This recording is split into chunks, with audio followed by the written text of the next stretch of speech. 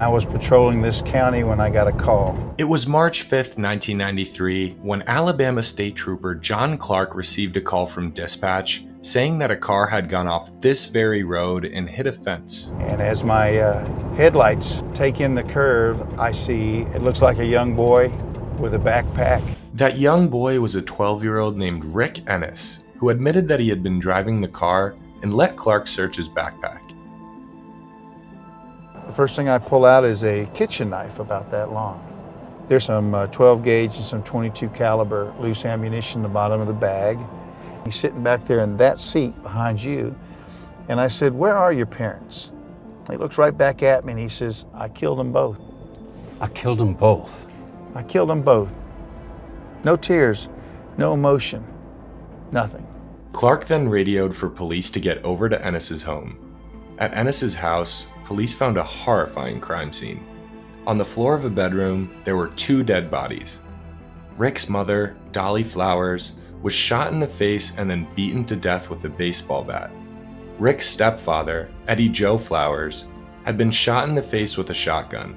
Investigators believe Rick had lived with their bodies for 2 days. He was 12 years old and had murdered 2 people, brutally murdered them. At the time, Ennis told investigators he killed his parents because he was angry that they planned to move. But in a recent interview with Peter Van Sant, Ennis said it was an excuse he latched onto. He said he snapped because his mother had been abusing him.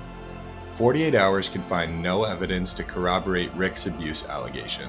Ennis spent 9 years in a juvenile detention center and was released after he turned 21. Several years after his release, Ennis became the prime suspect in a different murder investigation. The day that Lori disappeared, June 10th, 2006. Was anyone with Lori that day? Rick was at her house. When Lori Slesinski went missing, Lori's best friend, Lindsey Braun, wasn't surprised that Rick Ennis was at her home because they often spent time together. No one seemed to know about Rick's past. Lori got to know Rick when she was still a student. I didn't know much about him at all except he was her friend. Just before Christmas in 2005, Lori asked her mother Arlene if Rick could join them. She asked me, she said, "Mom, he has no family. Can I invite him?" She kind of, felt bad that he was going to spend Christmas alone. He was friendly, very polite.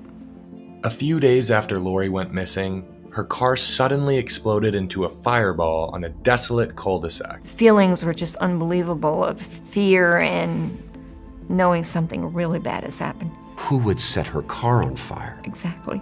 And why? Now, investigators started digging deeper into Rick Ennis. Did you have any sense as to why Rick Ennis didn't have a family? No, I had no idea why at all. Eventually you learned. I did. It's beyond shocking.